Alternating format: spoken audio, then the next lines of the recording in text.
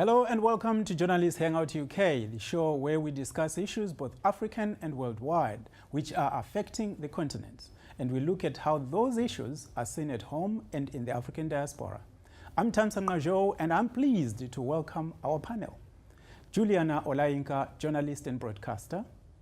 Priscilla Nwikpo, public affairs analyst. And Lanre Akinola, editor of African Business. Now, this has been a very tough week in Africa because we have had Ebola coming back again, but this time in the Democratic Republic of Congo. Juliana, I will come to you first. Seeing what is actually going on now, what would be the fears in terms of the spread and what is going on? Because I know you followed this story quite a lot. Well, I have followed the story. I wouldn't say invasively, but of course it's worrying. Ebola, we know, doesn't have any known cure. There are vaccines.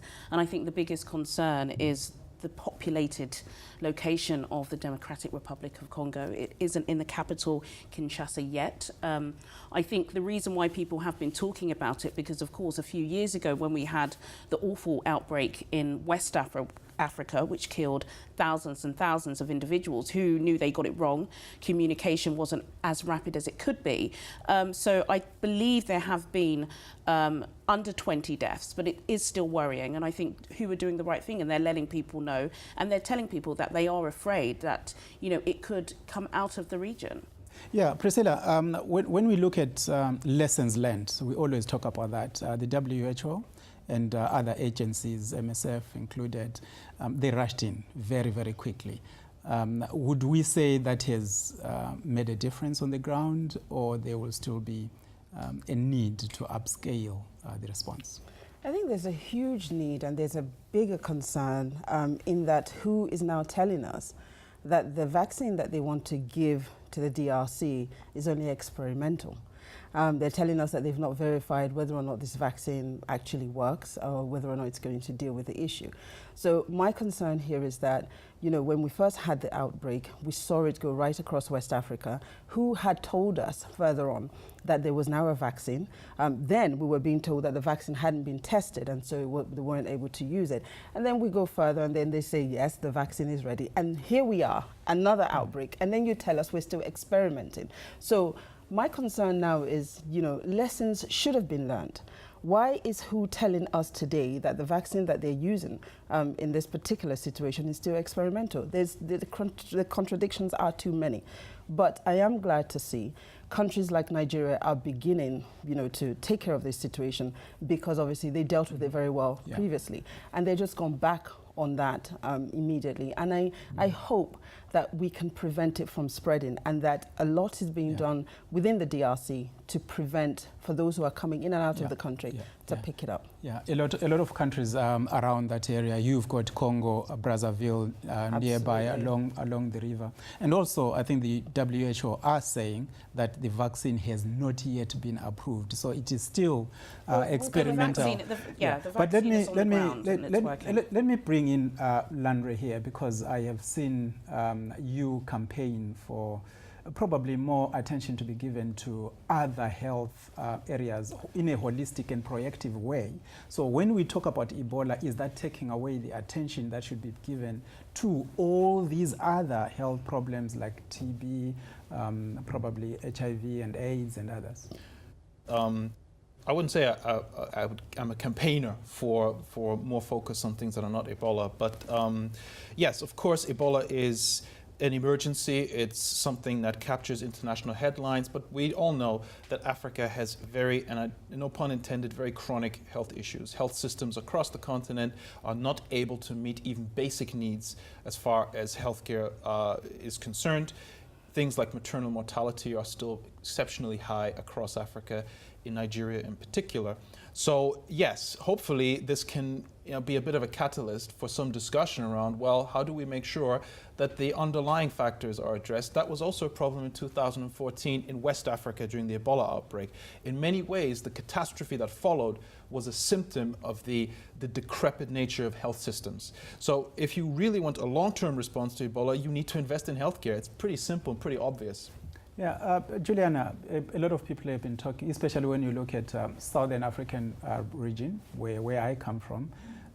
People are saying that given the statistics that Lesotho had, Swaziland had the highest in the world in terms of how HIV? they compare. Yes, Botswana and then South Africa. Probably in numbers you talk about South Africa, but the work that the governments have done and the money that is actually going in, would we say that's a model to copy? No, or no. people I wouldn't just say it's a have model to copy. Sorry to cut you, but you know, just agreeing with what Lanre said, I think, you know, there are chronic illnesses across Africa which the governments are not taking responsibility for. I think if looking at Nigeria in an isolated case, I think only 4% of the budget is for public health, and that's an issue. It's no secret that pharmaceutical companies, especially in Africa, are monetizing the middle classes. You know, I have friends who live in, you know, wealthy suburbs in Nigeria, and if you follow them to a clinic or a hospital, you would think it's better than going to the NHS or the best healthcare in America. They're seen very quickly, and that's where a lot of the money is going. So if you're from a certain class or stance, you would think that healthcare in Africa is great, and you know, they're dealing with diabetes, with heart conditions, but the actual issues that are plaguing very poor people are not being dealt with. I wouldn't use South Africa as a model, no. I think the continent as a whole needs to improve, and the government needs to be putting the money in. Yeah. Right, taking from Juliana's point, Priscilla, the government can only put in money where the statistics speak the story. So if, as we are hearing in Nigeria, that when you talk about TB as an example, the numbers that are actually being given officially are very low compared to what the reality is on the ground.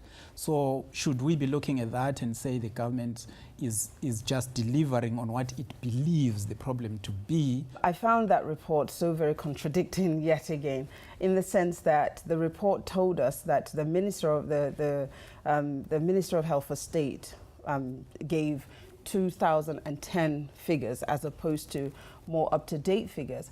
However, that was a mistake on his part. But having said that, we also have a situation where reporting tuberculosis has gone down, so the report says. But back in 2010, we had less than 100 centers where people could go to report it or to be treated. But that has subsequently increased to something like over 300. So I think that if we're now having more provision to take care of the issue, then it's likely that numbers are going to drop. But having said that, Nigeria is not doing very well in terms of data. Recently, there was a burn down, wasn't there, of the center for where they collated the data for TB. I think they need to do more. I also think that when we speak of HIV, for instance, it's not just a problem of government. It's a problem of government and the people. Because I think we've all been familiar with HIV for such a long time that we should not be careless at any given time. And it's disappointing to find that young African men and women, no matter how educated they are still very, very careless in their sexual conduct. And that is a problem that I think individuals need to take up. As much as governments, yes, they have their issues, but we also have responsibilities ourselves. I like when you say careless, but let me go to Lanre and find out whether that applies to certain cases where political leaders will deny the existence of AIDS, for instance. Or as would have happened in the DRC in the last few days, where the religious leaders were telling people not to go for medical attention because they said you will be healed in church. So 2 or 3 lives were lost. How would you address those attitudes? I'd actually like to get back to the numbers. You said the numbers tell the story. Here are some numbers. Africa carries 24% of the global disease burden, a quarter, but it has only 3% of the global health workforce. So that right there tells you something. It tells you the continent is not investing in healthcare. 90% of malaria deaths are in Africa, sub-Saharan Africa. 70% of HIV infections are in sub-Saharan Africa. 26% of tuberculosis infections are in sub-Saharan Africa. By 2020, the continent is, the forecast is that 3.9 million people are going to die of non-communicable diseases in Africa. The World Bank president has just said that Africa needs to invest a hell of a lot more into healthcare. There is no alternative. And blaming cultural factors, blaming contextual factors, that to me, it's dishonest, it's insincere, and it is, I mean, never mind the real world impact of that. You know, people are dying daily from completely preventable diseases. We need more investment. We need serious government strategies, not lip service to healthcare. Okay. We also need education, because Priscilla. I think that if people understood... Okay, Priscilla, Juliana, no, I want to talk about what this does, especially to tourism. But I want to take a break. Let's have a cup of tea, bring you some coffee. Well, we'll take a quick break now. We have plenty more to discuss. So please join us in a few moments.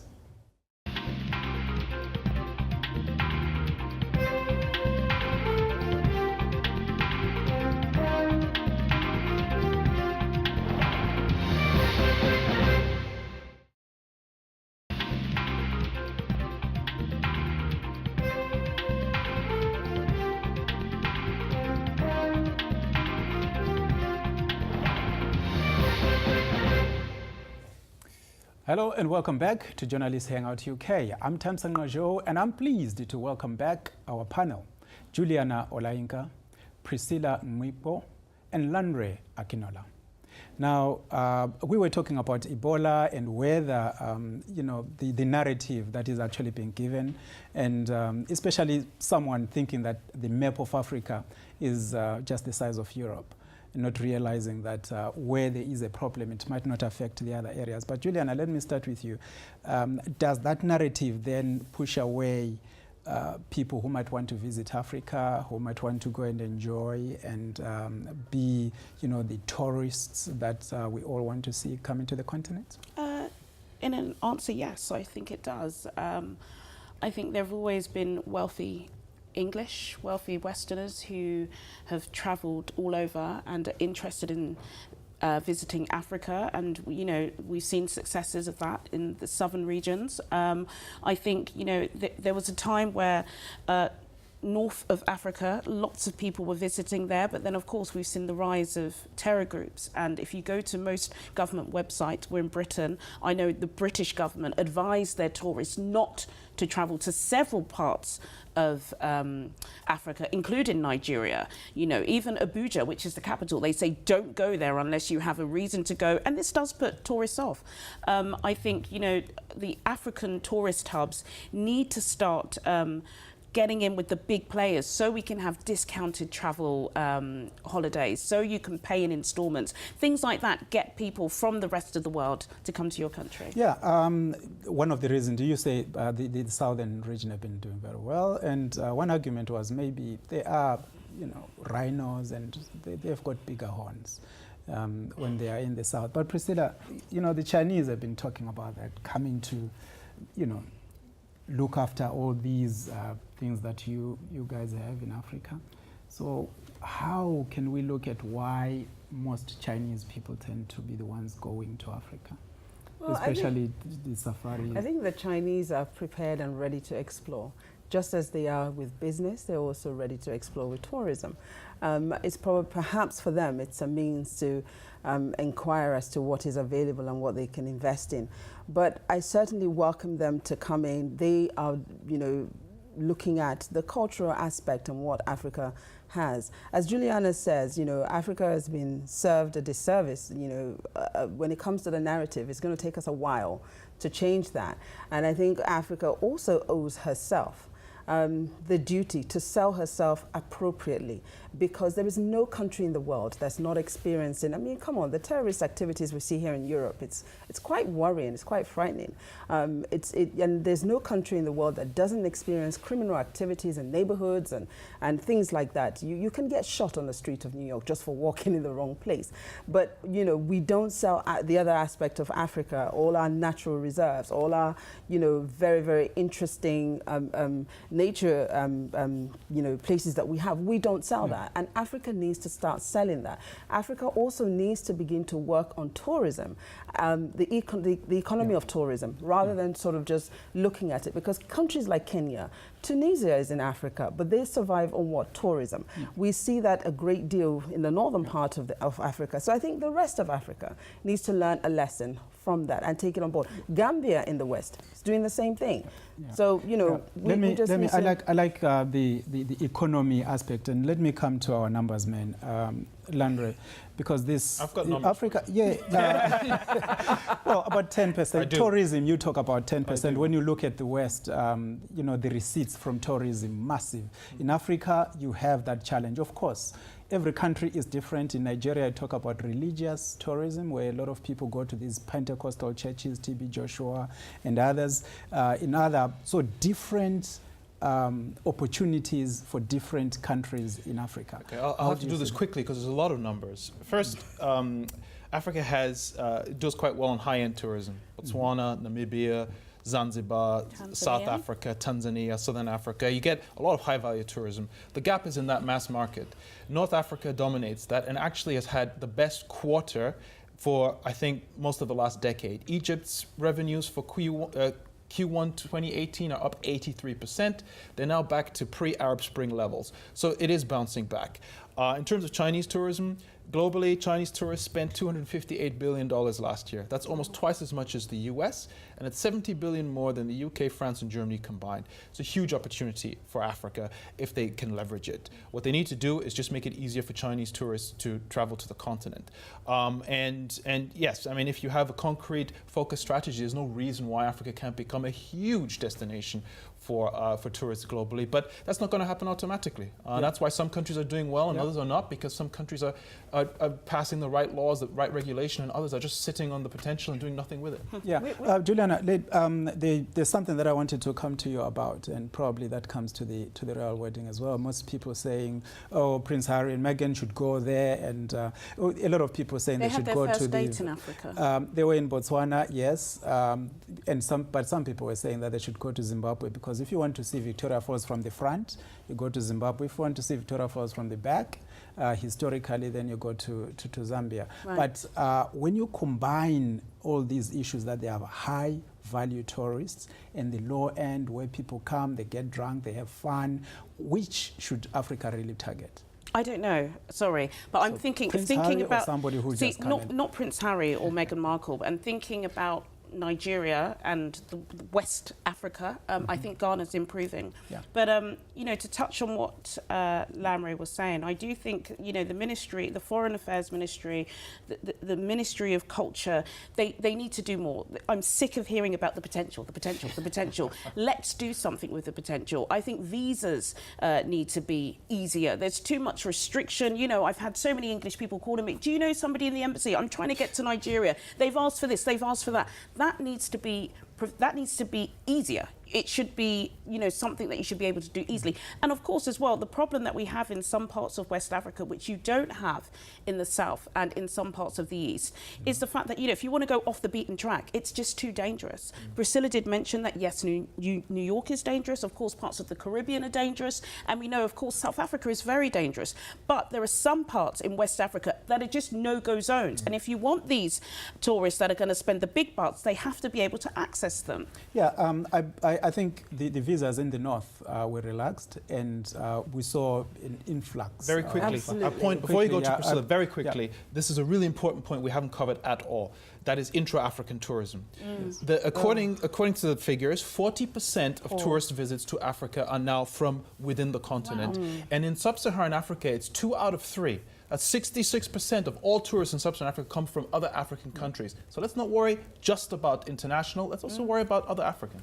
Yeah, Priscilla, let me come to you on 2 points. One, you know, the very people that Lanre is talking about, but also the development that Juliana is talking about, that we need to do something. And there was this suggestion in Nigeria that the Sambisa forest should be converted into an area that could be safe for tourists and add value to the tourism industry in Nigeria. So there are those 2 areas, the people that we're targeting, and so whether we can convert all these areas to be safe destinations. Let's leave Sambisa forest to the army and for them to deal with the issues in Sambisa Forest.